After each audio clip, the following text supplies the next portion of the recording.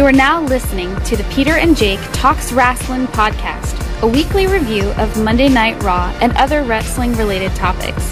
And here's your hosts, Peter Day and Jake Grandi. Hello, folks. Buddha monks in the trunk.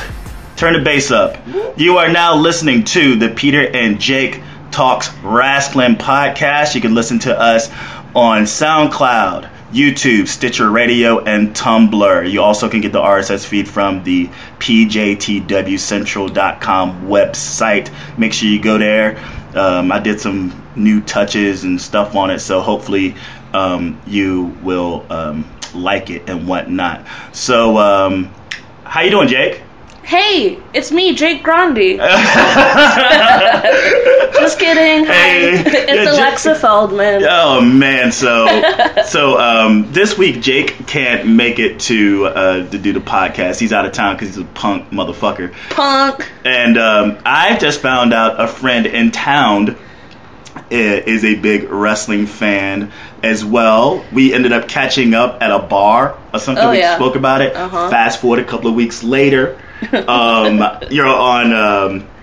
what do you call it? The Snapchat. The Snapchat. The Snapchat. And then I snapped watching Raw. Yes. You said, "Are you into this?" I said, "We spoke about this at the bar, probably drunkenly, so that's okay." Hey, I don't hold you at fault. I talk about wrestling all the time, and if I know someone likes wrestling, I pounce on them like a fucking like a tiger on a antelope or some shit, man. And there's not enough wrestling fans that I know of. Yeah, true. True. I try to meet people. I always talk about wrestling. Like, I don't give a shit. Like, people that talk about like sports or like this, I'll bring up wrestling like, oh yeah, like oh yeah, I'm a wrestling fan. Just to sort of see who be like, yeah, I'll watch that shit too. Yeah. Because like between me and Jake, and Terrence and Arthur, around here, we're trying to just get a couple of people together. So let's just say a pay-per-view happens, and we can have a group of people all watch together and stuff, like That'd a community, awesome. Of course, and that's the funnest part is like watching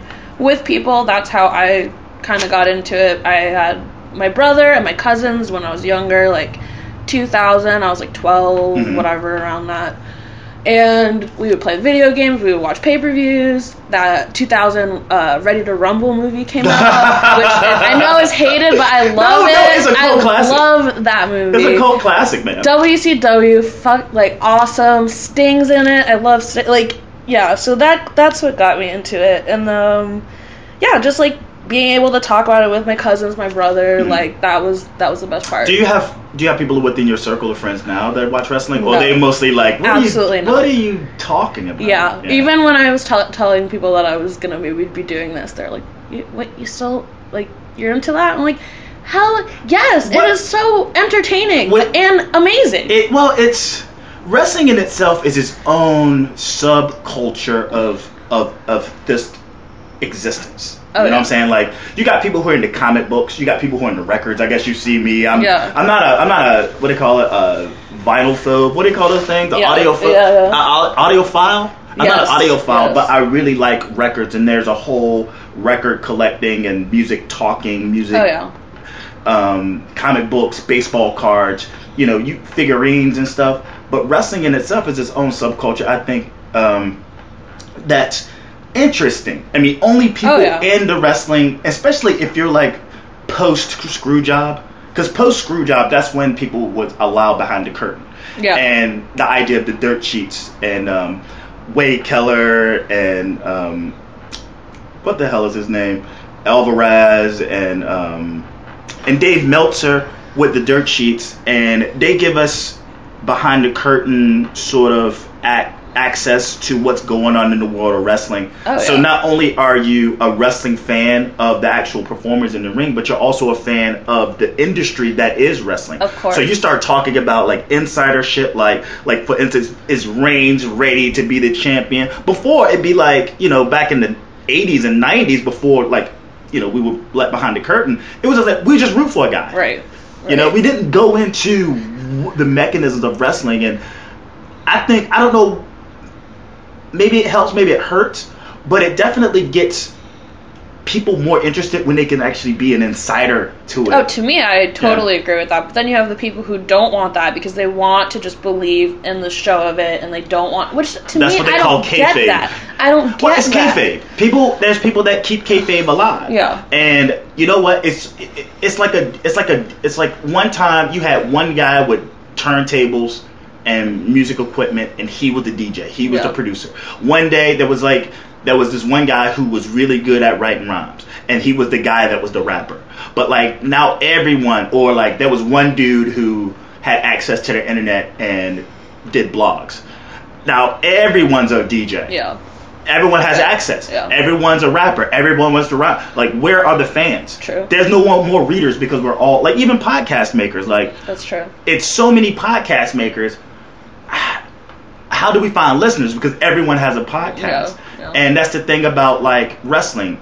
For us, all us insiders, I'm very happy that there are people that still stay within kayfabe because, like, they are the fans. Yeah. You know, because you kind of need them in that. Oh sense. yeah, you always need them. Yeah. Well, those are the ones. Those are the ones. The insiders. We can be flaky, and we're always talking shit. Yeah. These guys take it for face value, and these are the ones who are buying the product. There's something very like precious too about that. Like very like it's like very like heartwarming. Yeah. Because you're right. Because I can be so cynical, and it's like, am I enjoying this or am I watching this to like critique it right now? And it's like sometimes that's not cool. Yeah. You don't want.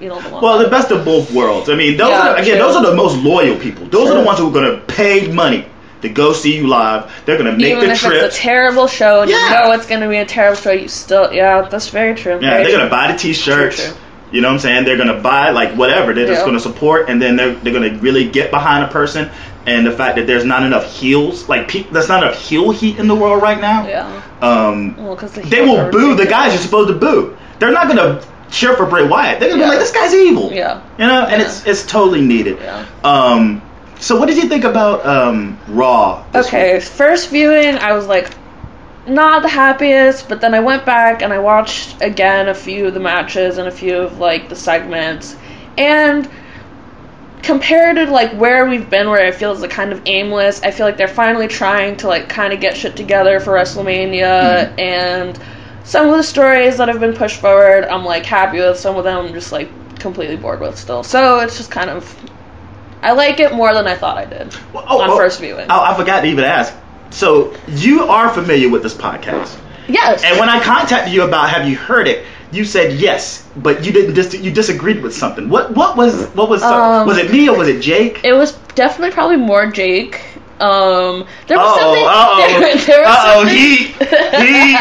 yeah. Well, okay, here's the thing. I agree with Jake on a lot of things. Some things I completely disagree with him, especially about like Cesaro Tyson Kidd. Like, he's a fanboy for this guy. Not about that life, dude. How can you be? And the thing is, it's like I'm not like, oh, I don't get why you don't like them, but how can you like them so much? How do you love them so much? Because here's the thing, right? Ugh. Here's the thing, and I'm not going to take anything away from Tyson Kidd. The guy, he went the last people from the dungeon, and the guy does have... Okay, technically speaking, both of them are badasses. I'm not denying that. But to be touting them as like the next best tag team, all that... Excuse me, that is absolutely ridiculous. But I think that's absolutely ridiculous. But this is like the kayfabe we were talking about earlier. He's definitely he's a fan for Cesaro. I'm a huge fan of Cesaro. I'm just not a fan of this Cesaro Kid tandem. I agree. I feel like he got over last year. Last year around this time, he's dumping fucking the Big Show out of the ring. He beat Randy Orton clean as a whistle. Yeah. And it seems like they were going to give him this push. They put him with Heyman, and then he became like this whatever. And it's like they had the big swing. I mean, he was over even the Real Americans. The guy was like over. Yeah. Why they pulled him back is beyond me. Maybe it had a lot to do with the Shield. I feel like he was dropping off though, and that's why he was only getting better. I think they wanted to push the Shield, but like not necessarily wrestling wise, but like audience connecting with him wise. No, I don't think he was so over. Really? He was so over. He was over. Yeah. And I think again, it's like too much room at the top. Not enough room at the top. They were going to break up the Shield. And they couldn't have him ascend when they had 3 other dudes that they were going to work with. Yeah. 2 more so in particular. And maybe he could have had the Dean Ambrose spot that Dean Ambrose right now. Right. But he does have a disconnect with his language. And as for Kid, that's what I'm talking about. I hate how he's like this snarly dude. I mean, I just don't see Kid as a heel figure. But not only is a heel figure, but he's playing this role as this lame sort of wannabe. Yeah. And I'm not a fan of that scripting. Yeah, you know? I agree. But he does have his heel tendencies that I appreciate. But separate them then and do that. Like, you can't. I mean, if they both can work from each other, because the most famous person out of that tandem is Natty. Yeah. And the two of them working together and doing that sort of tag team moves and stuff, that's great. I think it's fresh. The tag team division is very, very limited. You have the Ascension. You have New Day, whatever the fuck that is. Okay, right. You have the and screw that. Screw the way they've been treating tag teams in general. Because I'm talking about like back when I was watching Hardy Boys tag teams, like that was my shit. I love tag teams. I love seeing a good tag team. Now I'm just bored by it, and it's like I saw the Lucha Dragons come up and do a match. Amazing. That's what I want to see in tag teams. But that's NXT. Right, no, that's Triple H. Triple H cares about the tag team. They came up, was it on Main Event that they were against Cesaro and Kid? Uh-huh. And it was an amazing match. Who went over? I can't remember. I think I watched that end of it. Apparently Kid and with Cesaro, because they're they are getting a push as a tag team with the belts. Yeah. But the only opponents they have really are the Usos. But that's what I'm saying. Get them out of there. I want to see Usos and Lucha Dragons. I want to see fun stuff going on. Tag teams have the capability to do. But that's going to be the only tag team you ever see. I mean, that's it. That's it. Yeah. I mean, you have to give you. I mean, it's sad, but it's only the doing of the WWE and Vince's not caring about tag team. He cares about three man, like 6-man tags and shit, but like in terms of tag teams. But that's what I hate, and that's what I'm saying. It doesn't get the respect that it used to get. Tag team matches used to be some of the most interesting matches I've ever watched. And you get a star, and you get groomed a star, whether it's Bret Hart from the Hart Foundation, whether it's Shawn Michaels from the Rockers. Right. You know, you ended up getting a star out of the duo. Right. But moving forward, so I saw. It was a bunch of throwaway matches, and if this was a Raw, it was more or less to talk and script up to Mania. Definitely. Now, they said, I was on Twitter, I was going back with this one guy, I can't think of his name right now, but I hope he's listening, because he was thinking I was like just shitting on the show altogether. Yeah. I think The Great One, I think his name was The Great One, something like that. I hope you're listening, homie. It's that if you're trying to tie all the stories together for WrestleMania, you might want to tell some of the stories inside the ring. Because if you go through all the matches, it's like we had like 7 matches. Well, you had like 3 in the DQ. You had, you had like 2 that were like a minute long. Got pinned with a roll up. Yeah. What the hell? Yeah, it's just that you didn't and plus you had Stephanie and Triple H take up like 50 minutes. Yeah. Of promo time. Yeah. Triple H solo, Stephanie McMahon with Cena, and it's like, okay, you're tying these, but I wish that there was more, because the one that had the most potential.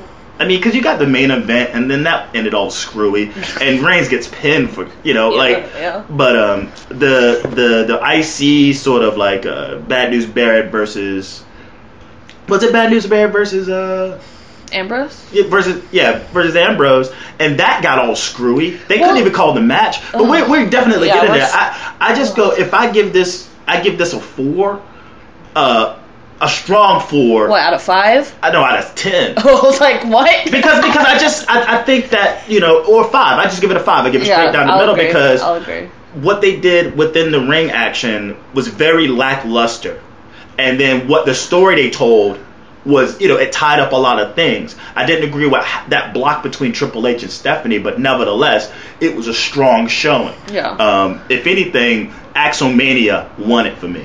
And the Miz and Miz Dow segment was also a really good segment. Yeah, I love that. Oh, the thing that brings me to the thing I disagreed with you about was last week talking about Jon Stewart and how you were upset about that. I wasn't upset. Or not I was upset. Cautious. Okay, that's fair. I just don't want Seth Rollins. I mean, he even mentions it in in his promo when he's doing the Daily Show. It's like, this isn't Jerry King Lawler and Andy Kaufman. Yeah, and it's like that was bad. Yeah. And then and so many times that they bring people in, it turns out horrible. Yeah, you don't want to sell. Especially you can throw the Miz at him. There's a whole bunch of B-list guys you can throw at him. Yeah. They really want to give Seth Rollins the push, but when it comes down to sort of things like, because okay, I can understand the kick in the nuts. If we jump, like we go back to it. Yeah. But like then he hits him. Yeah. And he had to sell it. I was like, that doesn't need to happen. Yeah. If he kicked him in the nuts and that's enough. And ran out, that's great. But like, you don't want him even any kind of physical confrontation where it's like, you mean to tell me you're breaking Brock Lesnar's ribs, but then like you get a hit from Jon Stewart. You're playing around with Jon Stewart. It's just like it just doesn't. But it's kind of like what they're doing with Seth in general is kind of like, to me, confusing at times, because it's like, you want, like, even with the way they posed it with Jon Stewart, it's like at first it almost made it seem like Jon Stewart was the heel and we're supposed to be rooting for Seth, and then they get in the ring and obviously it's like reverse and Jon is the hero. It's New Jersey, everyone's like, whoa. But that's the thing, we're definitely getting into that. Yeah, we're skipping it. No, we're not skipping, we're just, we're greasing it out. This is your first time, we filling each other out, that's what's up. It's running smooth. So, into Raw, we're going to start this Raw review, and we are 25 days away from WrestleMania 31. I know, right? So and it's a fast WrestleMania. I remember last WrestleMania, it took forever, it seemed, to get there, and this year it seems like it's next week. And we got Raw from Newark, New Jersey, and it's something about the New York area, and like I was saying earlier, like the last time we had like a more scripted talk-based Raw was when they were in Brooklyn. Yeah, and I think it's about like the fact that it's the New York, New Jersey area. You want it's a big media capital. Oh yeah. And the last thing the last thing you need to do is not have your stars out talking and trying to bring stories together. Sure. I mean, say if this was in Atlanta, maybe there would have been more in-ring action. But New York, you want to put out. I mean, Triple H got to have his time in fucking New York, New Jersey. Yeah. Stephanie has to have her New York, New Jersey moment. And then they got to put almost like the segment with Miz and Mizdow. Yeah. Like how all the characters were in there. Like, who are these guys? Like, we're putting them, we're showing you who we got. But it starts off with Seth Rollins with J&J Security. And they basically go back to the Daily Show clip of him basically hacking in and then stepping out and calling out Jon Stewart to come to New York, New Jersey to the New York, New Jersey show. And he, during the promo announces that Jon Stewart's on his way. And while you're on your way, like, if you don't plan on pleading for forgiveness, just go ahead and turn around and go back on your way. And he talks about how this is no comedy skit like King and Kaufman, and he's just doing his whole heel shtick. I'm a better person than you, blah blah blah. I can do your job. And then because he's talking about his upcoming Daily Show sort of parody, on the show. Yeah. And then Reigns comes out, and boom, you got Reigns out there. And Rollins, he's running him down. He's like, you can't wrestle. You can't beat Brock. I can beat you and Brock. And then all of a sudden, you get these fucking CM Punk chants. I mean, you guys are idiots. Get over that. You guys are idiots. And I think something I realized about the CM Punk chants is that, like, it's basically a disapproval of a certain segment. If you don't like a segment, sometimes you'd be like, you could, what's happened is they'll chant for the announced team. Yeah. And they do other things, but like CM Punk is another way to show their disapproval. Really? Because it got long, and I guess they don't like Reigns, and there you have it. Yeah, they don't. That's very obvious after this episode. And then Reigns punches Rollins in the mouth. Superman punches Noble and spears Mercury, and then that's basically the first segment. Yeah. What are your thoughts about that? I mean, Seth is, it's interesting to see Seth. I think he's definitely improved on the mic a lot. You can see that in this segment. He's getting a lot better at that aspect of it. But it's just like, even when you see like Roman and Seth, like they even like look similar. It's just like, to me, this is like, we need more diversity. We need like, they're just like, they look the same. I don't know. Well, but this is the thing, especially when you're dealing with Rollins and Reigns. It's the fact they were in a faction together, a very dominant faction. True. So they're just standing in the ring, and there's no mentions of them even being partners. Yeah. There's no brothers. Beef. There's no beef. Like, I felt like that should have been like more of a shoot on each other than this sort of scripted sort of like, I'm better than you. Like, there's no reference to the fact that they still had beef from the breakup. Right. Who caught the chair? Yeah. Who caught the chair? You know, who catches the chair first when Seth goes down, sails out? Reigns. Yeah. I mean, he hits his ass hard. Yeah. I still can hear that dude yelling no from a distance. True. No! Bam! And maybe that's part of it too. It's just, I just felt like there wasn't enough going on. Just like, this is. Yeah, you just basically regurgitating, and they're setting up for the first match. And especially for maybe people who don't know about that, it's good to reiterate that, because that is a good tension point for them. But I feel like the WWE writing, they decide in certain moments to bring up the past, or to forget the past. Oh yeah, I mean, and this is just like it just makes no sense. Yeah. After that segment, you see backstage, Seth and J&J Security kind of reeling from the little lashing they got from Reigns. Playing it up. And Orton, runs out there. He bitches at J&J about like protecting Seth Rollins and what happened to the 10 feet rule, and he suggests to Rollins that he should challenge Reigns in the main event, that he should go to Stephanie and Triple H and ask for a match with Rollins, with Reigns, and he refuses the suggestion at first.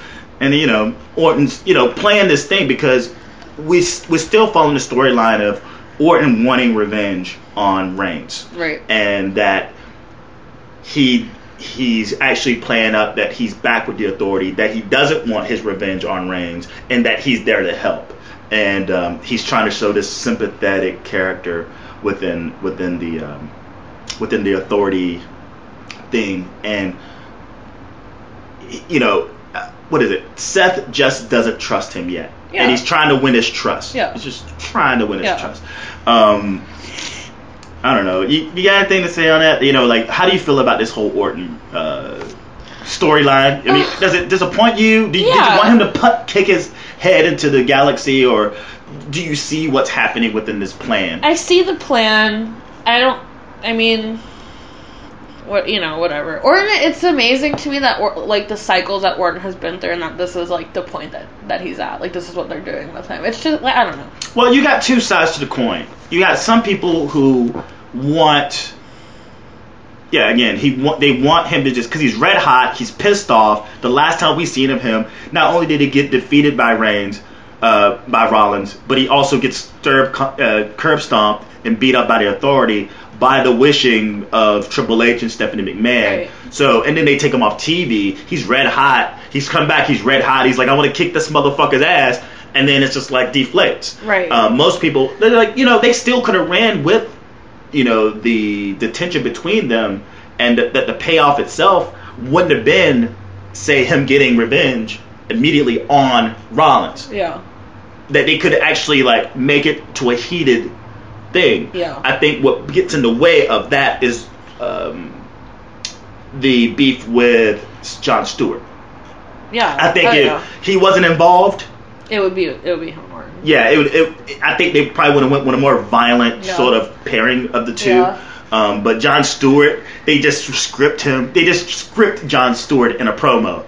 They didn't know that he was a fan. Yeah. They didn't know he was a fan. No. I mean, like, a lot of the times, because you hear a lot of the times, whenever you get some wrestlers that spit promos that try to talk about current events, they just try to stick current events in. You're saying you really think he had no idea Jon No. Stewart was a super fan? No. Wow. Or the writers. because he spit that. That's a huge oversight, though.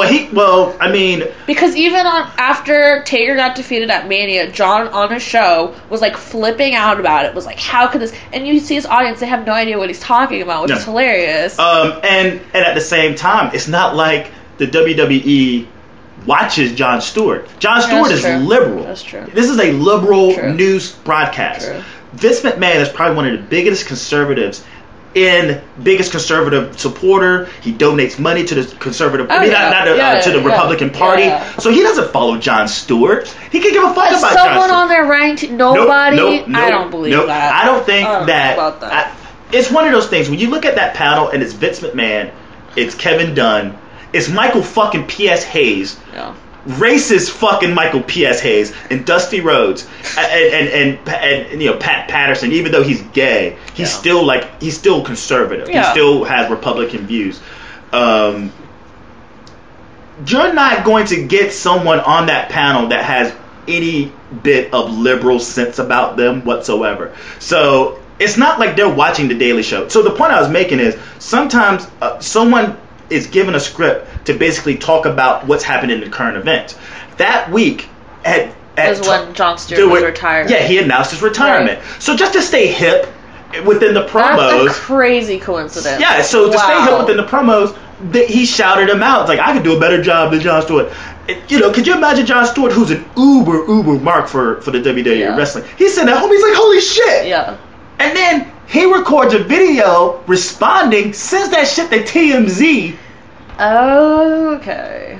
He sends that shit to TMZ. TMZ shows that shit to the world, and the WWF is just like, how the fuck did we land on this? So you're saying this is why this has occurred, because they weren't expecting that. That's why we're not doing the Orton Rollins because of this weird, random coincidental thing that happened, and it's might be good for business. It's a theory. Best for business. It's a theory. Okay. It's a theory. And why pass up on that? He's a fan. Especially at this point in his career when he's about to retire and there's big news around him. This is a great time for the WWE to do that. Here's the thing about whenever you get these special guests, a lot of these people don't know anybody on the roster. They don't know nobody's names. They don't know nothing. This guy knows. He knows the storylines. Oh yeah. He knows the players in the game, and if you watch out, he could probably trump you. In the segment he had for the Daily Show thing. I mean, he trumps Rollins. Yeah. It's funny. Yeah. But moving on to the next segment, you got they're setting up the non-title match between Dean Ambrose and Bad News Barrett. Yeah. But he has the belt still. Dean Ambrose still has the belt in his possession. This whole thing with the Intercontinental title, it's like, come on. I mean, I know it merged with the Hardcore title, but we're treating. You know all about that, right? Well, my thing about this is they're trying, because what's going to happen with the Intercontinental belt is that it's going to become the belt for SmackDown, because they're not going to bring back the big gold. They're just going to keep the WWE World Heavyweight Championship belt, and that's going to be Raw. And they want to build the SmackDown brand, and I think the belt, which was the big goal before, they're going to run with the Intercontinental belt. Then they should start treating it a little more with respect, because right now it's a joke, which I'm fine with. Well, Don't get me wrong. This joke of the belt that's happening is showing that a lot of people want it, and it's being pulled off as kind of cartoony. Oh, you're okay. It's coming off as cartoony, but you got people that want this belt. Yeah. Even though the champion is a chump, he keeps losing. But you got these guys who are actually wanting the belt. Before, whoever had the Intercontinental Champion, he didn't really defend it that much. Yeah. And if they did, they ended up losing it whenever he defended it, and it just jumped around. The last person that held it, the last two people that held that belt, I think, that really made it important to them was Cody Rhodes, because when he was doing the whole dashing Cody Rhodes thing, it was the prior belt, and then he brought back the white belt. I remember watching that on SmackDown, and then I mean, he made that to a big deal, but he was in a fucking feud with Big Show. Big Show wins the Intercontinental belt. It was just an awkward thing. It would, see ya. And then when Dolph Ziggler got it, and he made it to a big deal, but they screwed him around. They didn't make that belt seem important. Bad News Barrett. But that's what I'm saying. Yeah, they don't make it important. Yeah, because Harper got it like the night after the pay-per-view. So it's like, and the thing is, it's fine if you're going for the Intercontinental as a fun. But if you're trying to be serious about it, if you are trying to make it the title of SmackDown, I don't think it's the way to go about it. Like back in the day, Intercontinental, that's like the working man's championship. That was like respect. Then you had the Hardcore Championship, which merged with it, but that was the belt that everyone would toss around, juggle around. You have the 24/7 rule. You could challenge someone for that at any moment. And I feel like that's where we're going now with Intercontinental. Wait. I'm gonna go to this segment first, and then we'll get back to it. And I tell you, like the whole IC thing, and even what they have planned for WrestleMania, which is even funny. Okay. So Dean Ambrose still with belt in possession. He's showing up to go against Bad News Barrett. Again, I'm sick of calling Bad News. I'm calling Wade Barrett. It's a non-title match. You get Truth back on commentary. You heard how I felt about Truth on commentary. Booker T calls him out. That's so fun. Yeah, I love that. Yeah, he did call him out because he deserves to be called out. Well, no, I think it was he called out JBL because JBL was going to try to start shucking and jiving with Truth, and he goes, "Since when you talk like that?" Yeah, since when you start talking like that? No, he was talking. Well, he was kind of like he was calling out both of them, but to a certain degree, just calling out JBL's dumbass. Worst. And then like the way they even so Truth is back on commentary. They show last SmackDown where Barrett got his belt back, and then Truth takes it, and then Ambrose gets it back from Truth. Ambrose takes it back from Truth, right? Yeah. And during the match, you got Bad News Barrett. We got Wade Barrett taunting Truth, about him taking the belt last time, and. They're not calling a match. It's just so much going on. I mean, it's a pretty decent match, but it's just so much other things going on that is taken away from the actual in-ring stuff. Definitely. And they're trying to tell the story about people taking the belt. And Truth, because Wade, what is it? Yeah, Wade, what was it? Okay, all right. Sorry, I want to get mixed up. But it is confusing. Yeah, it is pretty confusing. Because Wade Barrett got his belt back. Doesn't he get that after someone else's match? Well, yeah, he takes it during after Bryan's match. It's not Bryan and Harper, but on SmackDown. Oh, okay, we're talking about something else. Yeah. He got his belt back because he walks in on Dean Ambrose's match with somebody. He just comes out and takes the belt back. Oh, okay. All right. And then Truth takes it from him. Then Ambrose takes it back from Truth backstage after he was done with his match. So during the match, Truth is being taunted by Bad News Barrett for taking it in the first place. But then during the match, Truth, like a buffoon, gets down in the fucking, it's like Vietnam, they crawling in the bunker. I'm just laughing the whole time how ridiculous this is. And he takes it and stuffs it in his fucking shirt. Luke Harper shows up and takes the belt from R-Truth, and R-Truth just kind of gives it up because he's afraid of Harper. I mean, he really is the minstrel show. He's the minstrel in this. He's like literally a minstrel show. It's crazy. Ambrose wins with Dirty Deeds from the Harper distraction. Dirty Deeds. It's not the distraction roll-up. Last week we got the distraction Patriot Lock. This week we got the distraction Dirty Deeds from Harper, from the Harper distraction. But he wins. And it's like, it's I don't know.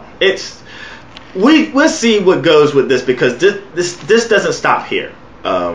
This IC chase. Have they said who's in the ladder match yet? Or because it's definitely all of them. Yeah, that's involved, obviously.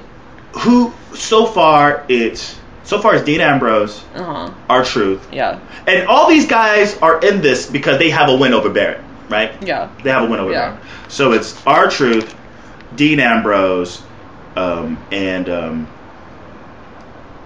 R-Truth, Dean Ambrose. Bryan? No, not Bryan. Bryan's not even involved in this yet. But he will be. So it was going to be like a 3-man at first between the three of them because Truth defeated Barrett 2 weeks ago, so he's, he deserves a shot at the title. Yeah. And then this week, Harper's involved because I think he defeated Barrett. I mean, it's just all this one clusterfuck, but what's happening, and we found out later on, and we see the people in place that are going to be in this ladder match for the Intercontinental belt. True. That's and then moving on, we get to the Miz and Mizdow segment, where the week prior, when Mizdow tells Miz that he has a leading role in a commercial, Miz shows up on SmackDown because he's doing a shoot on SmackDown. Miz shows up, hijacks it, takes Mizdow out of it, and he starts shooting himself. So this is like the payoff to what happened here. So they're all backstage. Miz is treating it like it's his commercial showing, and Mizdow is trying to warn him, like, look, dude, you don't want to do this. Like you don't want to gather people back here for this. And he's like, all right. He's like, no. And Miz just playing him out, like, shut up. This is about me. And then they proceed to show the commercial, and the commercial is a male enhancement pill called Niagara, which is a knockoff of Viagra, obviously. Really well done commercial. Funny. I found myself laughing. Definitely. It came off to the crowd really well, and but yeah, you got the mid and low card in the back. Everyone from the fucking PT Piers to Los Matadores. You even get like a Cameron was there. Yeah, you get Cameron was there. There's a Eva. Eva. Yeah. Everyone's in the back. Like anyone that's not being utilized and is just randomly standing around. Again, because they're in the New York. But it was great. I was glad to see their faces, honestly. So Miz is pissed because he's embarrassed, and he basically berates Miz down. He tells him, you're nothing because without me you'd be fired again, and blah blah blah, and he smacks his ass, and Mizdow bucks up and he gets in his face, and then he gets a huge pop from the crowd. Huge pop, probably one of the biggest pops. I think in the third best pop of the night. And you think he's going to retaliate. Miz talks him down, and such a tease. Yeah, talks him down, and he makes him apologize, and that's the segment. Mizdow holds his head high. He understands his place. Is it just me, or is Mizdow the biggest babyface in the company? Yeah, he's great. He's the biggest babyface in the company. Yeah. Now you talk about before his downfall, when he started doing these dumb gimmick matches with Ziggler, and then he just basically got just ousted. Yeah. He had this match a year ago, and this was before. I think this is before the whole Brock Lesnar feud started with John Cena. I think Mizdow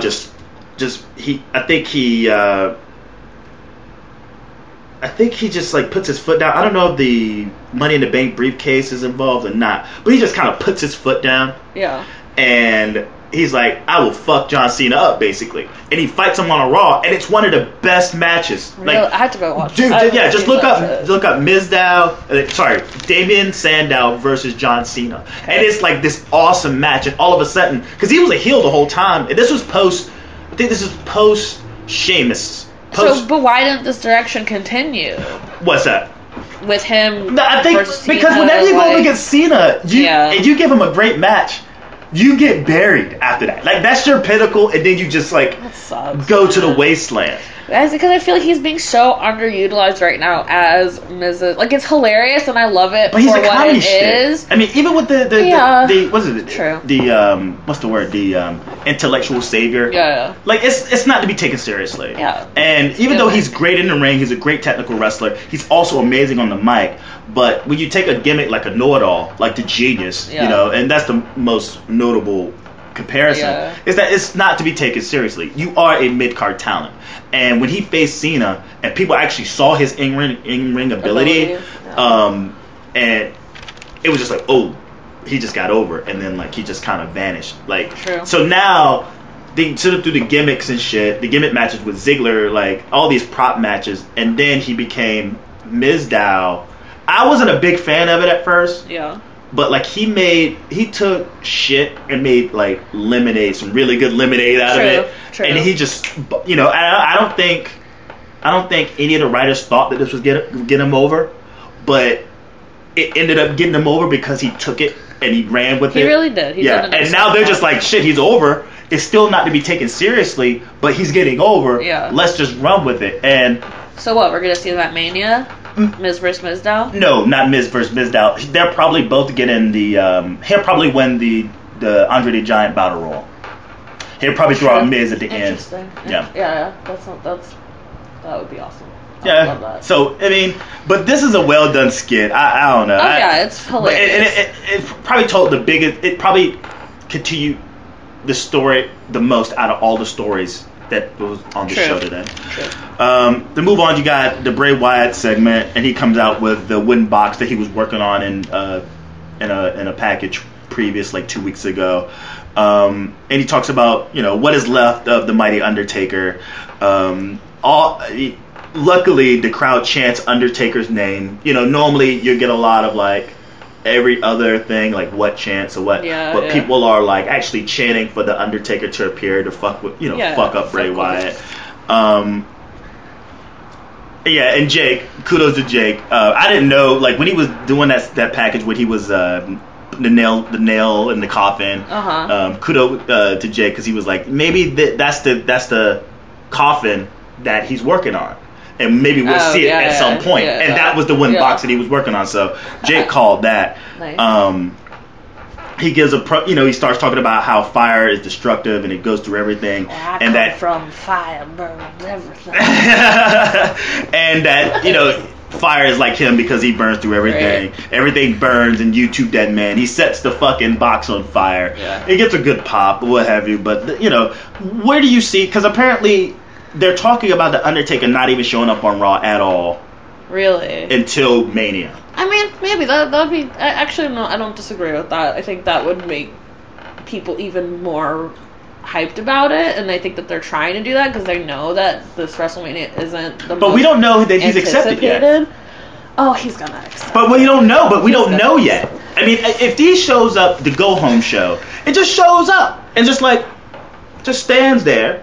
Yeah. With his arms crossed or something in a b-boy stance. And he's like, I see you there, motherfucker. I think that would be just as good. But to say that he's not going to show up at all until Raw, until Mania, I think it's definitely a tactic, though. And regardless, I'm not saying it's going to work or it's not going to work. I think that's what the WWE is going to do because I think they're scrambling. They're like, how do we top? We finally had him beat last year. How do we make this just as exciting as that? Also, though, people in the crowd with the 23-0 sign, like, what is that? You're pretending that. Obviously, it never happened. Okay, I love Undertaker. Do not get me wrong. I have deep love for the Undertaker, but come on, like, come on. 23-0, at first I was like, what does that even mean? I was like, you can't, that can't mean that, no. But that's what that means? There's fans out there that are like, no, we're just going to pretend it never happened. It never happened. Undertaker won. It never happened. Oh. Well, are you one of these people? Are you one of these people? What are you talking about? Is that what you're telling me, Peter? I don't know what you're talking about. Oh my god! Come on. What are you talking about? Alright, moving on. I think that was me holding the sign. You flew to Newark. Yes! To fuck with me. Yeah, totally. Alexa, check this out. Yeah, totally. But they were also talks about the Undertaker and if he did show up. And I found it to be more rumor speculated than anything that he would show back up as the American Badass. And it's like, what? He's going to go back to that phase? Well, here's the thing. Vince hates the American Badass. Whenever he does packages on the Undertaker or you see anything, you doesn't never show it. Ever. That's like I've noticed you know that. How you know how he doesn't do that? He doesn't have that loss. Yeah. That never happened. Same for Vince. Yeah, that's what you call it, filler. That's like filler episodes. You know, that's not so mainstream. Okay, then what's gonna happen if Undertaker doesn't show up? Well, they have to decide whether they want him to lose or not. That's what it really boils down to. Do they want Undertaker to lose? Do they want Bray Wyatt to go over? There's no way. Do they want Undertaker to basically win? Because, I mean, the Magic match, and this is what they're saving for Dallas because, 100,000 people I mean, they're going to try to get seats, asses in that seat. Yeah. And the match is going to be Undertaker Sting. Yeah. Now, how they get to that is, it's about how they get to it. True. Is he defeated by Bray Wyatt, and he's like, okay, I've just lost my last two, I'm gonna hang it up, and then Sting's like, not just yet, brother man. Yeah. You know? Or does he go over and he calls out Sting? You know, like, how does this work out? True. It's like, I'm not done. I got one more match in my system, and I'm going to whoop up on Sting's ass. Yeah. And, you know, that's going to be basically... Because when he goes up against Sting, Sting's not going over. Yeah. Like, that's the point. Yeah. That's why he's going to win against Triple H. Pretty much. Okay. You know what I'm saying? Interesting. Because they're trying to make it to a WCW, WWE thing, which I think is dumb. Does make sense. Because especially, I mean, for me, I'm a huge WCW fan and WWE it's fan. Done. There's no feud for me. It was done deal. Yeah. Like, whatever, like, WCW, not to say lost, but they're like... They don't exist. Yeah. Can we get over it? So, get over it. It's almost like, you know, if your ex from, like, 10 years ago, you still got beef with the fact that, like, you know, she or she's seeing other people after you. You know, it's like... You mad that she still owes you like $9, or she still has your shirt? You know, like, give me back my black T-shirt. You know, there probably are people who are still holding on to the WCW. No. A lot of people moved on. It's just only one person. It's only one person who hasn't moved on. No, Triple H, obviously. Hunter, such a baby. So we get out to we move on to the next segment. This is KNC. You know, whatever. Then they don't even have a name because they're so boring. I sent a tweet for the perfect name for them. What? The Marksmen. That's a good one. Because there's all these wrestling marks that are totally like Jake dumbass. Hey, kid, oh, you see that leg lock? You see that hip toss? Like, motherfucker. I'm gonna start calling them the Marksmen. I'm down with that. I like that. Because, that's good. Because, like, first I was like, I'm just calling him KNC. I'm not gonna call him Kid and Cesaro. That's just too much work for my own thing. But they're trying to advance this storyline between the Marksmen with Natty and Naomi with the Usos, and the stars of this are either tag team. It's all about Natty and Naomi. They're advancing this for the Total Divas show, and at the same time, and it shows in the ring too, because you get like the Usos with Kid or Cesaro in there, and, you know, they're doing stuff, but when Natty and Naomi, it turns into like this fucking epic, like, and I think they're trying to show this. They're trying to show this distinction, like, these girls can wrestle. Right. They can out wrestle which the dudes. They can. Those two are my, like, top divas, like, performance wise, amazing. Well, because Naomi, I can't believe how easy this has come to her. Oh yeah. Yeah, I mean, she was in the Diva search, you know, basically. Yeah. She got in. Her athleticism and her overwhelmingly, like just, I don't know what her pedigree is. Yeah. I don't know whether her mom is like some sort of athlete or her dad is like some sort of athlete. She obviously has them. She's an athlete. Yeah. And she picked up on it looks easy to her. Oh, yeah. You know? And she jumped, and I think she holds back on the athleticism, because there'd be sometimes she goes up for a drop kick, and like she's like a good foot higher. Oh, yeah. Or when she does the butt bump, or like when she does anything. And so creative too, like, yeah. She's fucking awesome. And so when her and Natty gets in the ring, it turns into this like 10-second sequence of like reversal, yeah. and then stand off. Yeah. The crowd fucking goes nuts. Yeah. But you know, they're the stars of this. So you get the 6-person tag, intergender, which means whenever a male is in the ring, they fight each other. If a male tags in a female, the female from the opposite team has to go. Okay. So Natty basically sells the ankle from last week when she heard it. Yeah. And then Kid tags her back in to elude a double team. You know, she hurts her leg. Naomi and, you know, ring up, you know, honor. Yeah. In honor, let her tag out, because she's like, all right, whatever, tag out. Yeah. So when Tyson Kidd gets back in, the Usos are about to double team on his ass, and, like, you know, chicken shit. this is something that Sleg Daddy was talking about. Like, every time you get these heels, you always have this chicken shit sort of thing. But his chicken shit is always hiding behind Natty. Yeah, that's... Which is, like, another thing. How are we, like, especially, no offense, Jake, but, like, how is anyone so about this guy when he's a little bitch-ass hiding behind Natty at every point, every turn? Well, in general, and but not necessarily hiding behind her, but also getting in her limelight. So, True. so they're trying to build up this storyline between the two, and that they're having these problems. Yeah. You know, this is back that's hugely on Total Divas. Yeah, a couple of months ago. Yeah. And I think that started even with, like, you know, the fact that he wasn't in the limelight, like he's on NXT, and that, you know, he deserves to be on top, and you know, he's a better wrestler than most of the guys on the roster, which is true. Yeah, I mean, I'm never denying that he's a great wrestler. Yeah, but he is. It's hard to I can't take him seriously. No. But so then it's like he brought her out in NXT to sort of accompany him to his matches, and then, you know, Natty's husband, and then, you know, he would use her as a prop within the matches, and then he would show up to her matches, and then if she win, he would get on the turnbuckle. So, you know, this is all building up that they have this problem, and I'm still waiting for my Cesaro love triangle thing. I heard you talking about this. I don't know, man. Because what's the? I think it's a great point. I think I think it could be something. But then it breaks up your tag team. My tag team? Or Jake's tag team. Yeah, Jake's tag team. Who else is a mark for him, too? I think Nathan is a mark for that shit, too. Yeah, Nathan. Yeah, fuck. Just, it makes, I don't know. And then the Usos look so sweet with Naomi, like, walking off. You're like, oh, they're great. You know, even when they won the tag team championships, it was like this thing where when they were backing up the rep with the belts after they won at Fastlane, you know, Kid and Natty are kissing.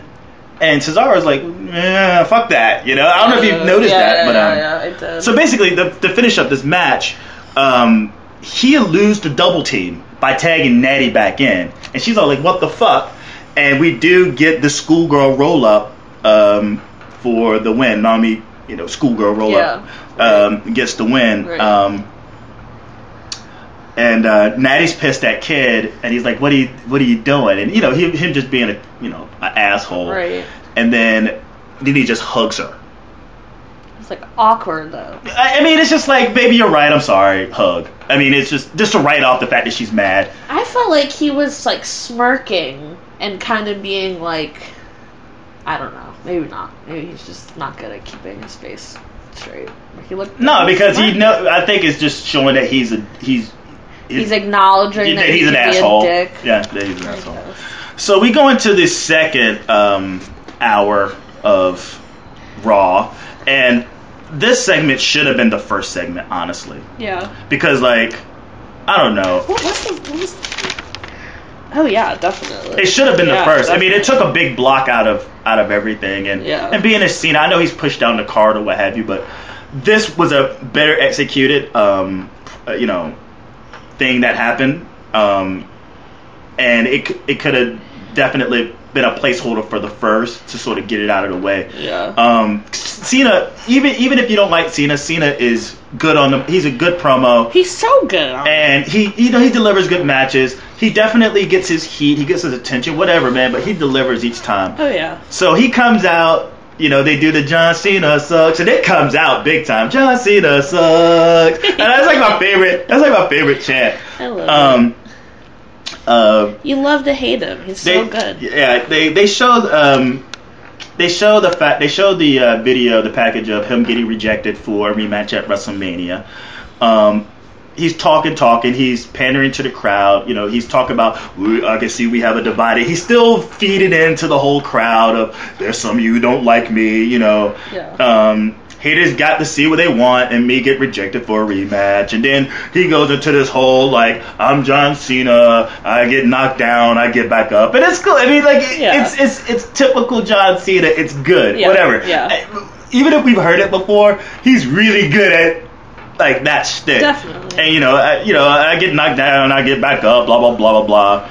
And then he talks about, he brings up, Rusev, you're a marked man, but if I can't get my rematch, I'm going to enter myself into the Andre the Giant Memorial Battle Royal.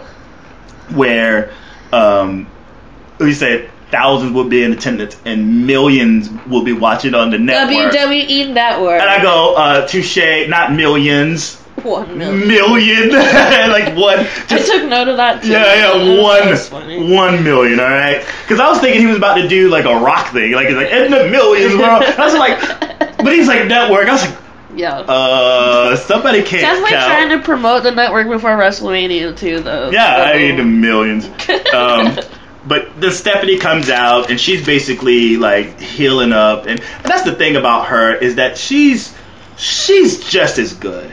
And you know, even though she had to get her New York limelight in there and stuff, and I just felt like she came out just to be out there. I felt like even though it was well executed, I think John had to lead her into what she wanted to say, because like she's talking about like how disrespectful. Yeah, you know, like look at this picture of me on the drawing. Yeah, you know, how dare you declare yourself, and you know, Cena buries Miz, Axel, and Fandango.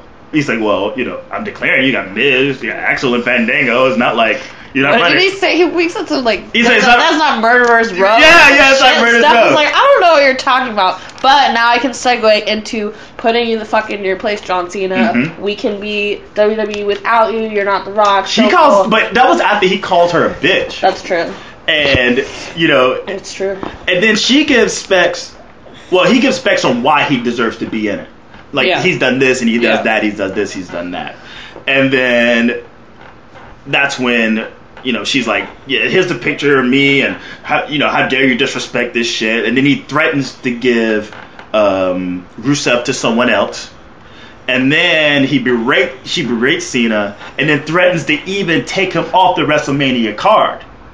Right, yeah. Right? Yes. Right? And then the moment of the night. Now, I am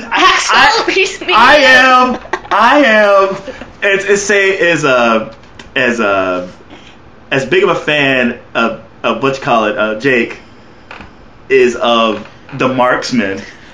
I'm an Axelmania mark. And it's like, if you heard him prior, it's just the fact that, like, you know, he's given this spot. He's given this awesome. I mean, it's not that great of a spot, but he's making the best of it, and I think people are feeding, just like with Ambrose and what he's doing, because he's making the best out of this shitty situation. True. Mizdow, take this shitty situation. Right. Let's make the best out of it. Right. And Axel is running with this whole Royal Rumble thing. And that he's still in it. So he comes in with the count. What was it? What do you have it written? What? How many? Yeah. Right now, 35 days, 26 hours. It's still ticking. But he comes out and he's like, Axelmania is running wild, and the crowd just pops, man. It's like, yeah.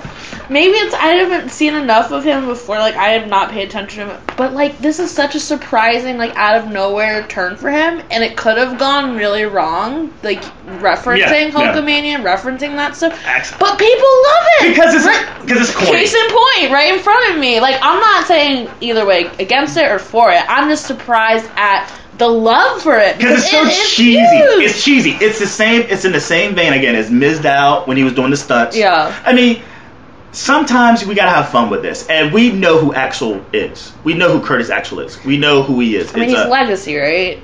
No. He's the son of Mr. Perfect. Okay. That's the names. Right.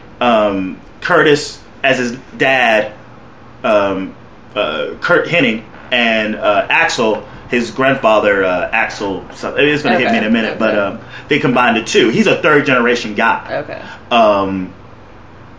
And Curtis Axel, when he first came into the scene, he was called McGillicuddy, and he was part of the whole second. He was part of the second Nexus.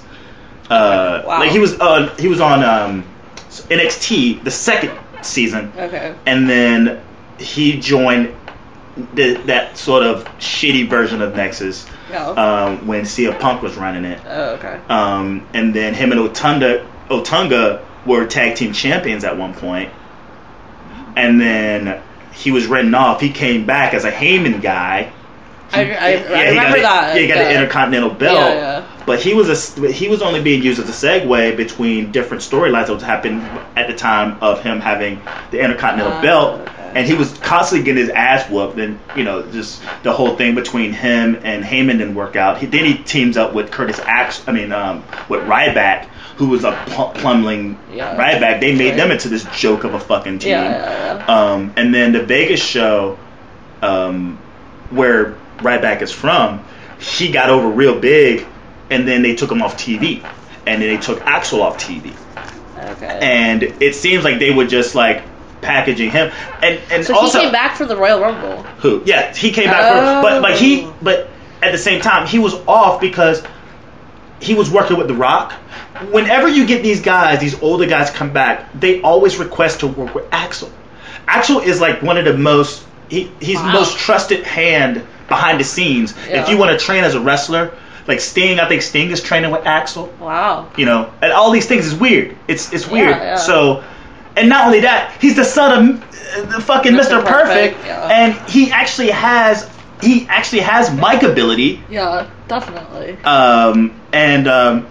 He actually has in-ring ability, but they just can't figure out what to do with him. Yeah. And if they're gonna put him in this spot, I'm all for it, because maybe he's not taken serious later on. But let me enjoy this for what it is. It is fun. Yeah. I will say that. It is very fun. So he offers to fight Rusev at Mania. He kisses up to Stephanie. And then Axel Mania chant starts happening. And then Stephanie sets the Axel Mania... Oh, sorry. That's what I call it, Axel Mania. She basically sets up the match between him and Axel and Cena. And before Steph leaves the ring, she goes, "You can get your match at WrestleMania with Rusev, but you have to convince him to want to be in the match with you. It's, convince him, whatever." And then and then Axel's in the ring, and then he goes, "And before we go into this match, I gotta ask you one question.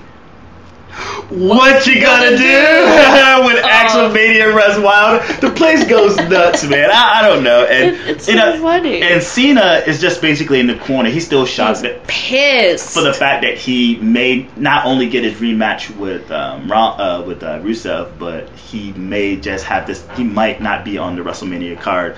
So Cena advises Axel to step out, or basically, you're not going to be able to walk out the ring. And it looks like it's like ring the bell, ding, commercial break. Yeah, what was that? I don't know. That was so annoying. I was so pissed. Yeah. I was thinking they're gonna come out of this, and next thing you know, he's gonna have basically his neck on top of Axel. Or Axel gonna have him in the fucking perfect plex. That would have been great. That would have been awesome. So, how do you feel about this segment? I am surprised about Axelmania. I think it's hilarious, though.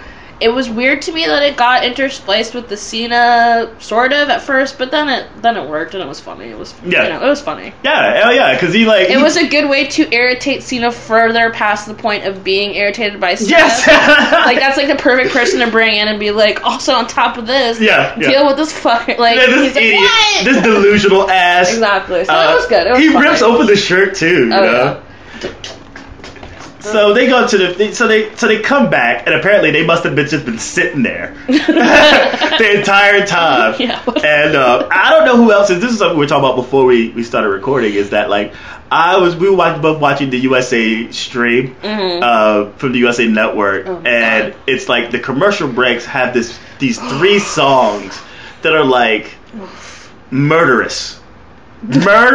Torture. Yeah, because make your ears bleed. Because normally the stream I gets Sky Sports. I normally get so you get the British commercials and whatnot. Yeah. But for some reason the stream this time had the USA stream. Lazy fucks. But that's what I watch because I have the provider, so I sign in, and it's horrible. It's painful. So this made it even more painful. The fact that like we're thinking the match is going on, and then you're hearing this like music. Oh god. Anyway, so they didn't go to the match. Axel goes. Axel basically does his Hogan shtick. Yeah. He's like getting people to chant Axelmania. A heelish John Cena, just in the corner, staring at him, and he basically, as soon as the bell rings, or as soon as he gets done with this Hogan shtick, he just goes to his ass, just takes him out. Instant heel heat because everyone's like on the side of Axel, you know. Yeah. But then when he gets up, he hulks up. Oh yeah. He Axels up, right? So good. And he looks like he's about to fucking go, you know, at it. But we all know what's gonna happen. Cena just pops him, scoops his ass up. We don't even get like a "you can't see me" chant. No. He's just basically going to work with his ass. Oh yeah. He fucking AA his ass, puts him in the STF, makes him tap. And then out comes Rusev and Lana. And they basically reminds everyone that he knows that it's his decision to decide whether he wants to do with his belt. And that it's his decision to make, you ignorant Americans. Because you know what? I swear to God, these fucking people, over the last couple of weeks, we got to remind these guys that he's a fucking he's an American citizen Russian sympathizer. Yeah. He's in America, berating the American flag, berating America. It's, you know, and promoting how great Russia is. Right. It's like a classic tandem, right? So if you go through Jack Swagger, you go through Mark Henry, and everyone gets it. USA. Right. But for fucking some reason, if you would listen last time we were talking about this, we put aside the fact that he's like this fucking, you know, let's get in this foreigner heat to focus on Cena. Hey, you know? And it's like, so they gotta basically heal it up to get that fucking USA heat, you know? And it's like, and then all of a sudden they get into it. It's like, yeah, you're right. You are a fucking piece of shit, like, you know, foreigner. Yeah. USA. Yeah. But he reminds him that he does have the decision to make, and his decision is still no. Because I thought he was going to because he waited forever, too, and it was like, my decision is, no. You're like, what? Because he's been breaking kayfabe a little bit. Yeah. I go, so turning him down for a championship, that means that he doesn't want to be on Mania either. Like, you know, like, I'm just like hey, you know, like, they need to focus on with him, like, hey, I'm not going to fight you I'm going to fight with my belt at Mania, just not against you. Yeah. But they're just like, well, if Cena doesn't fight him at Mania, then no one gets a match at Mania. Right. The flag comes out, scares the shit out of Cena again. And this led to being a 22, like, which I said should have been the first. It led to a 22-minute segment. 22. I looked at it. I counted it down. It was a 22-minute segment. Damn. Which is like the length. But it didn't further anything either. Yeah, we're in the same fucking point that we were. Well, I mean, the new point of him wanting big bad Cena wants his rematch, and that's what we were last time, though. Yeah. I mean, the only difference is now that we think that Cena might not make it to Mania at all. Yeah, so that's which is going to be unlikely. I mean, they're going to somehow.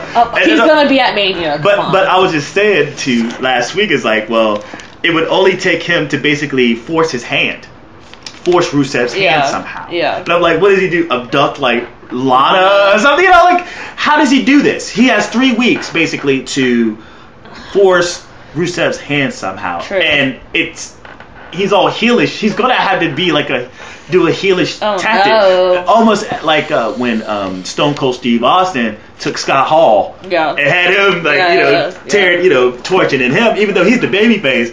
That's very heelish to like fucking true.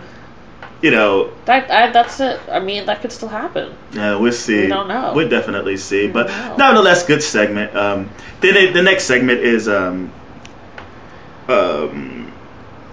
doing like they did a little thing about Sting, and they go into like talking heads of people who know Sting, and they talk to Michael P.S. Racist Hayes, and then they talk to Arn Anderson, and they're basically talking about how Sting is loyal, this, that, and the other, blah, blah, blah, blah, blah, blah.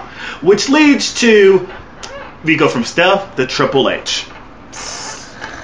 And Booker T, though. Love Booker. Yeah, and you know what? He's just saving. He's my favorite wrestler. He's amazing of all time. You know, like you know my list of favorites. Five time. No, I know. What's your list? I don't know. My list is Booker T, Dustin Rhodes, and Diamond Dallas Page. Good choice. Yours? Good choices. My list is okay. Probably Mankind, Booker T. It's between Stone Cold and The Rock for sure. Okay. But yeah, like he comes out, he does his beef, and because Booker T is in the video, because he's talking about he talks to the beef.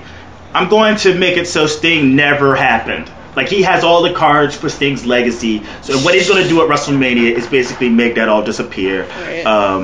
And why, but he starts asking the question, why didn't Sting come to WWE? Do you know why JBL? Do you know why Michael Cole? Does anyone know? Well, because Booker had made a comment earlier in the show about that too. Yes. And he goes, Booker, do you know why? Basically calls a book.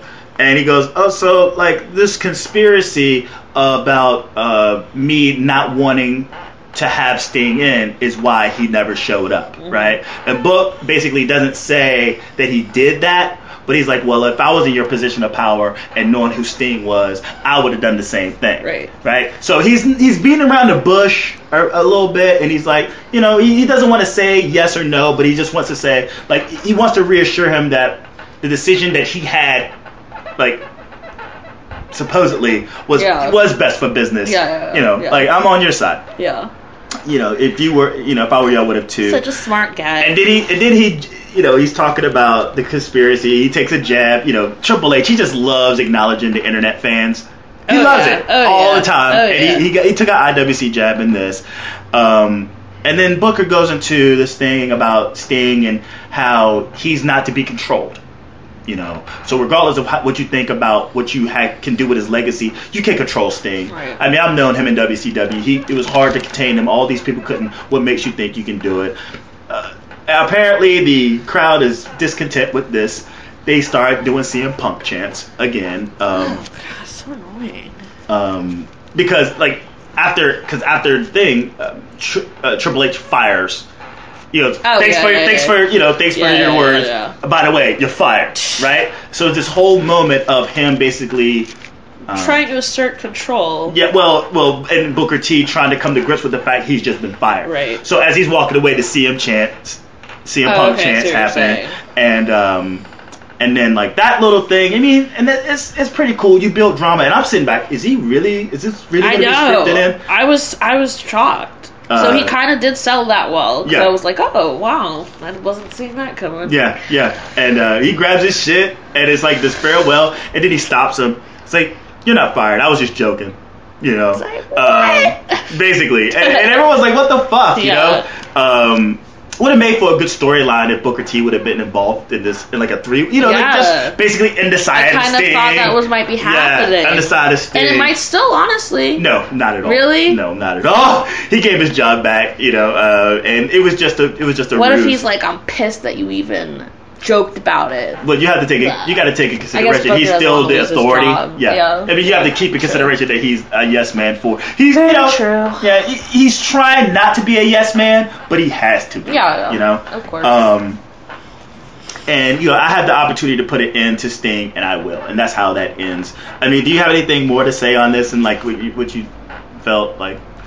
No, I mean, I'm just so happy that Booker T is a part of it. He's still got it. He's amazing in all aspects, presenting, acting. He's just great. I'm just happy that he's around. So that's really all I have to say about that. So let's try to speed through. We definitely got some more to go through. It's so much talking in this episode. If there was more matches, I guess more extended matches, we'd probably go through this a lot faster. But man, we're already in, and so we get the Paige versus Nikki Bella. And it's a Divas title match.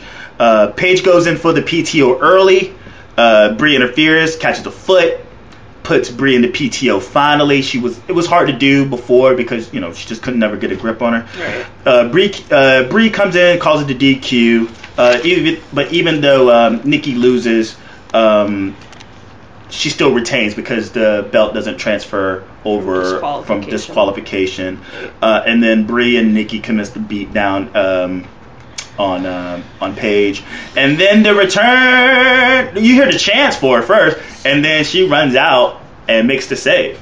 And then all of a sudden, AJ and Paige teams up against the Bellas. Paige and AJ stands tall, and the Bellas back up the ramp like heels do. Yep. Your thoughts? I mean, obviously setting up for a tag team, I think, at Mania with AJ and Paige versus Nikki and Bella.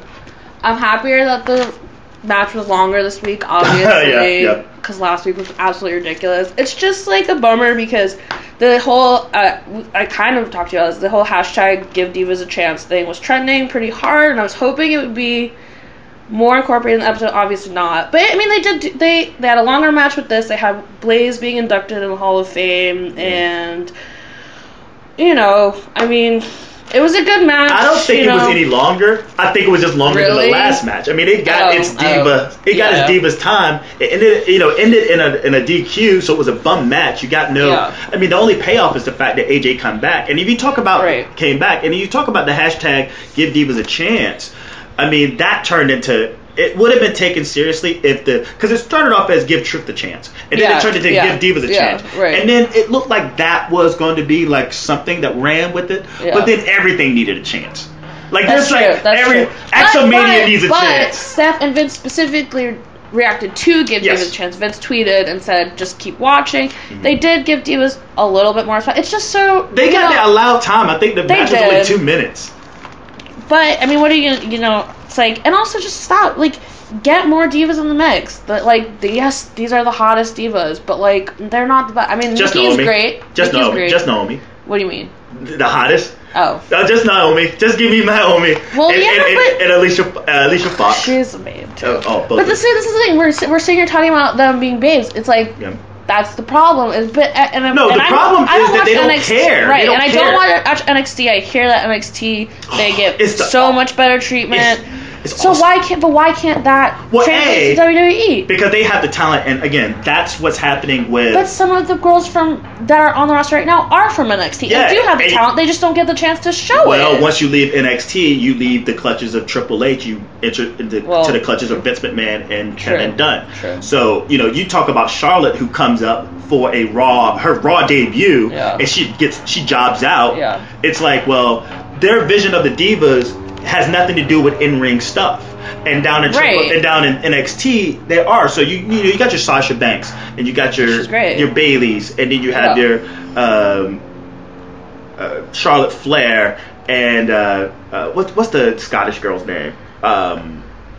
But anyway, either way, they're down there doing the damn thing. Oh yeah. And most people would suggest like don't bring them up because they're gonna have their shit taken away. Yeah. Now, well, Bree said that. She's like, I would suggest anyone on next don't come up on the roster because you're not gonna get time. Well, if you come up, what happens immediately is that you get a bigger pay raise. So, and I'm always on the side of the wrestlers getting as much money as they can. Yeah. They're not going to get the money on NXT that they will get on the main roster. Like, even if Emma is being dogged out right now, she's getting way more money as a main roster joke. But that's a perfect example, though. That sucks. But again, it takes time. And it's going to take Vince to step down and Triple H to basically bring his vision of NXT up to say what the main roster is doing. Yeah. And, AJ Lee, she came up from FCW, which is basically, the former NXT. Yeah. And Paige is an NXT. Yeah. The Bellas they're a homegrown act. Yeah. From Vince. Right. But they started as ballets. Yeah. They didn't even enter the ring for a while. And now one of them, they've both been heavyweight champion, but like they got the belt now. And it's like, if you look at the entire spectrum of the divas, between Natalya, Alicia Fox, and the Bellas, that's it in terms of homegrown divas. True. The rest, Emma, Paige, Summer Rae, Summer Rae, she's an indie girl. Yeah, she's from Raleigh actually. Yeah.